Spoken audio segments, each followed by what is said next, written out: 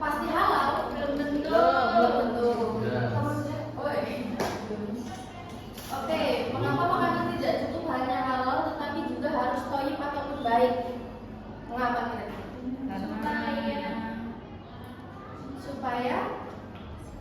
Supaya berkah. Kita tidak hanya makan untuk kenyang, tetapi kita juga mendapatkan keberkahan. Kemudian yang ketiga, bagaimana cara mengetahui suatu makanan itu halal atau haram bagi kita?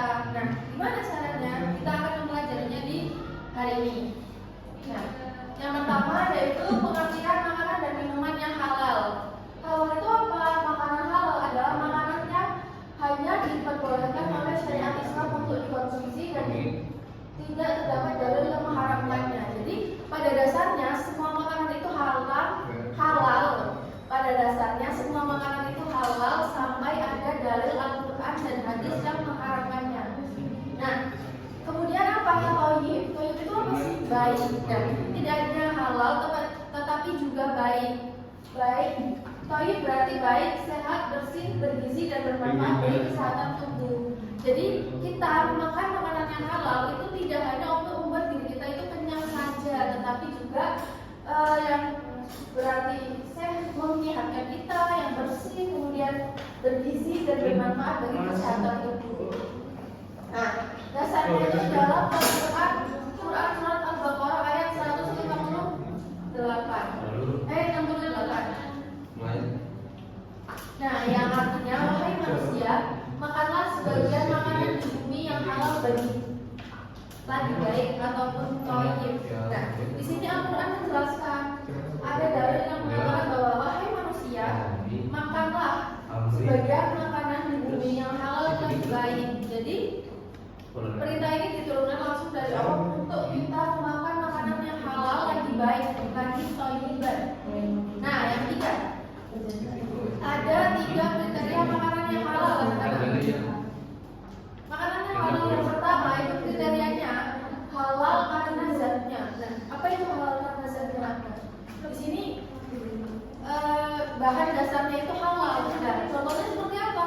Seperti buah-buahan, sayuran, daging sapi halal. Nah, buah-buahan itu kan dasarnya sudah halal ya. Bahannya itu tidak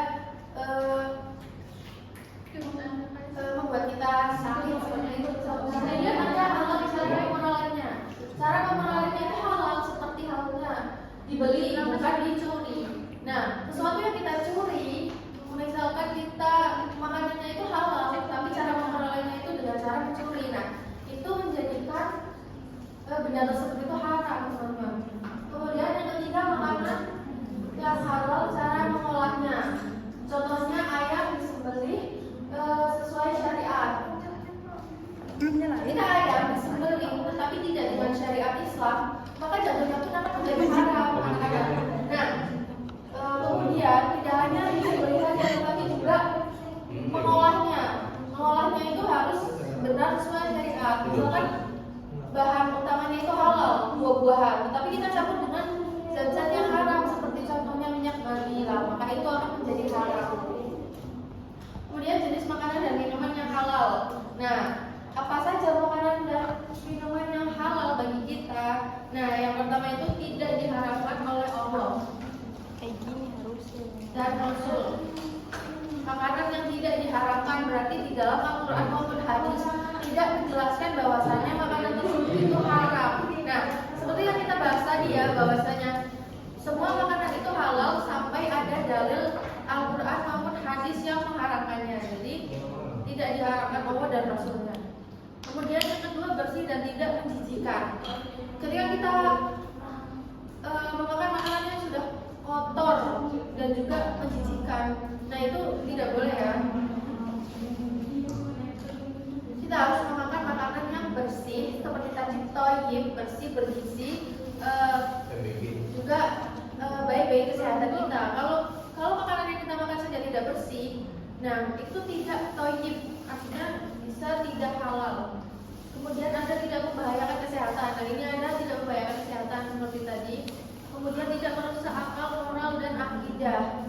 Bagaimana tidak merusak akal, moral dan akidah? Sesuatu yang haram itu dipercaya ketika kita memakannya itu akan merusak akal,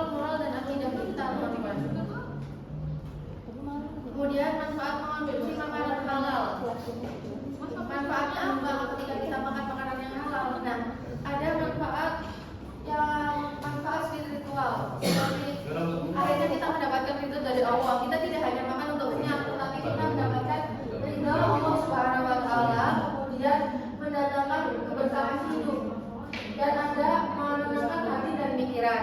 Kemudian ada juga manfaat jasmani, menjaga kesehatan tubuh kita, kemudian menjadi sumber energi positif dan juga menjaga akal agar tetap sehat.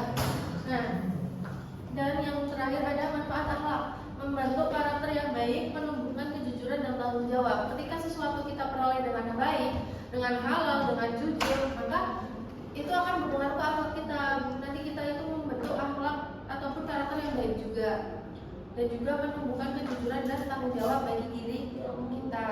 Nah, kesimpulannya bagaimana? Kesimpulannya, makanan yang dikonsumsi harus halal dan juga thayyib. Tidak hanya halal tapi juga thayyib. Nah, kehalalan makanan ditentukan berdasarkan 3 hal, yaitu zatnya, cara mendapatkannya, dan juga cara mengolahnya. Kemudian, mengonsumsi makanan halal membawa keberkahan dan juga kesehatan bagi tubuh. Nah, mungkin untuk sekian materi kita pada hari ini. Untuk selanjutnya, Ibu akan memberikan, silakan kalian kerjakan LKPD dikumpulkan ya di meja Ibu. Terima kasih. Wassalamualaikum warahmatullahi wabarakatuh. Waalaikumsalam.